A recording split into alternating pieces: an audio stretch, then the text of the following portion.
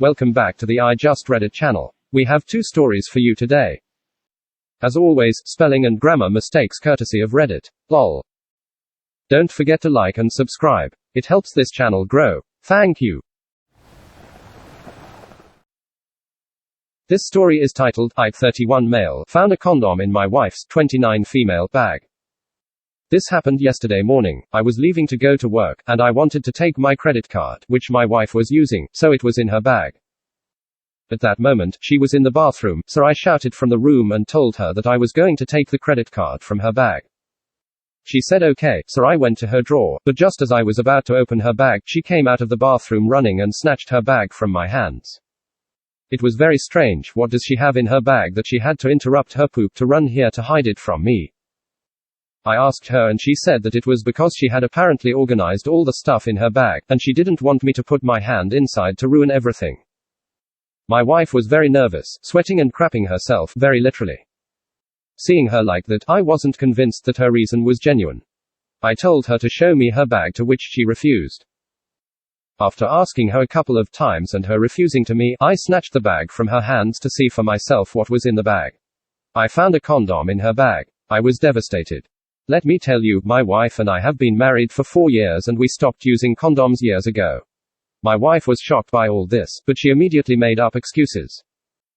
She said, "Is that yours? Why did you keep it in my bag?" To which I replied, "No, it's not mine, but since I found it in your bag, whose is it?" To which she replied, "IDK, maybe that's yours. Who else would put their condom in my bag?" I told her it's not mine and asked her to explain herself repeatedly, but she never admitted, and she always kept blaming me about it, saying that it was mine and I might have kept it in her bag accidentally. We quarreled about this in the morning and even later at night. This morning too I kept asking her again and again and we kept fighting about this. I just wanted an honest answer, but she never admitted to anything but rather kept blaming me for everything. I feel terrible now and I'm unsure of what to do. I'm leaving my house tonight to go to my parents' place for a few days. I don't know what I'm going to do next. Comment 1. She is gaslighting big time. She's not even good at it. Hiding her bag, crapping herself in front of you, and blaming you for the whole incident. She's a liar, a cheater, and a manipulative sociopath. Ask yourself, is that someone that you're even willing to continue a relationship with? People like that don't change because it stems from a mental disorder. If you don't have any kids or real estate or anything, it's best to end this right now before it gets more complicated. Comment 2. I think that her behavior gives you the answers you need. She is most definitely hiding something and is not willing to be honest with you. You could try a calm ultimatum. If it was me, I would say, "You and I both know that you are not being honest with me about the condom I found in your bag. Unless you are not honest, I do not see how we could possibly move forward in this relationship. There's no chance of us working through this if you're not willing to be honest."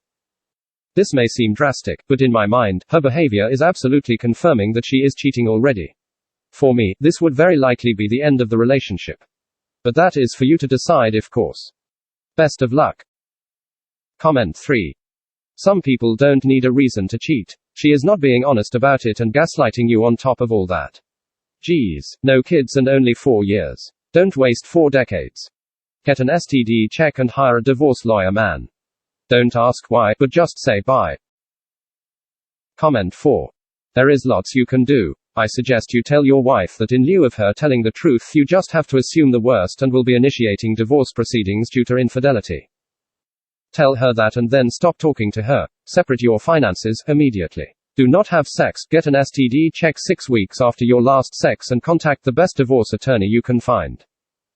In the meantime, if she decides to come clean, pardon the crappy pun, then you can evaluate what she is doing and if to delay having her served with papers.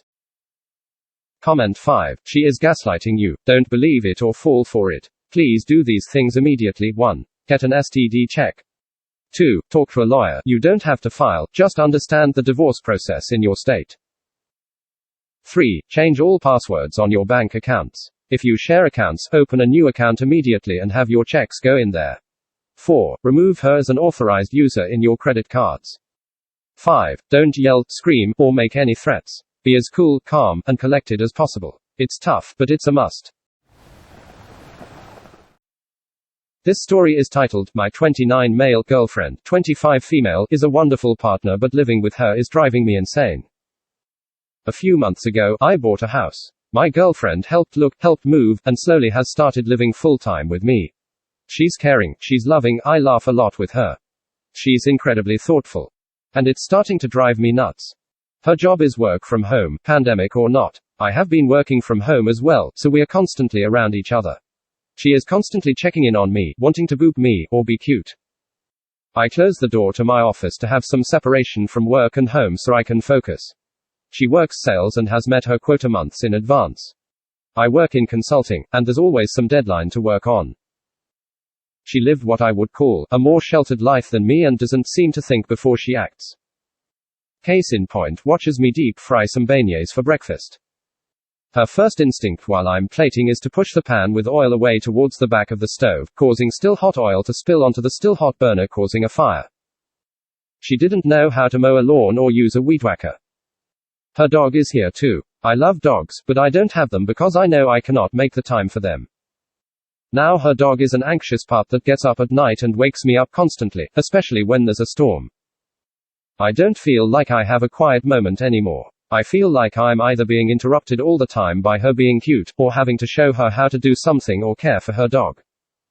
She's always taking breaks to lay on the bed during the day and wants me to join her.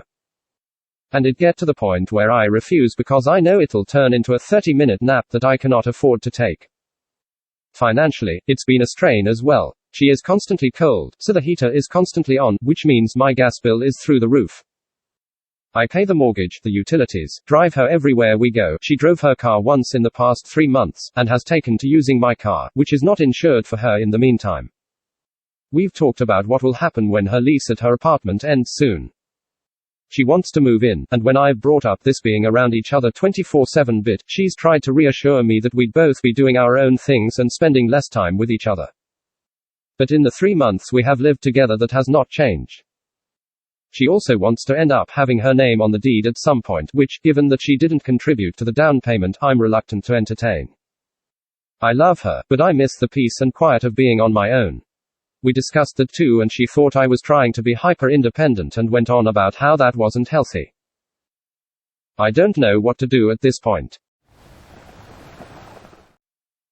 Comment 1. The only advice that matters: communicate these concerns with her.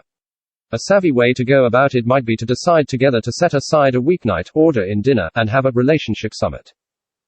You can preface and soften things by saying you recognize your relationship is getting more serious and want to invest time in making sure things are going well. Suggest that you both make a list of 6 to 10 things that you value, cherish about your relationship, pros, and also about things you want to prioritize, working on cons. Share and discuss them together. Be smart and center everything, your idea, the plan, the reminders, around how you want to grow together. If that sounds like a trap, it kind of is. It's a trap to openly and honestly discuss the trajectory of your relationship, and that can be tough. Remember, I statements and not you statements. So, not you always bother me during the workday, but I am concerned about pressures at work and need more privacy, focus, boundaries from 9 to 5. Not, you turn the heat up too much and don't pay rent, but I've been thinking about our future and the financials and I want to make a plan that helps us grow together. Might be awkward, but it's either awkward now and you figure it out, grow, and become a better couple. Or, it's awkward in a few years when you break up because you let issues fester. Comment 2. If she wants to move in once her lease is up, have her pay rent. If she's not in a position to, then compromise with other house responsibilities like cleaning. You're not married, so I don't know why she thinks she's entitled to her name on the deed. Living with someone is a step in evaluating the viability of a relationship long term.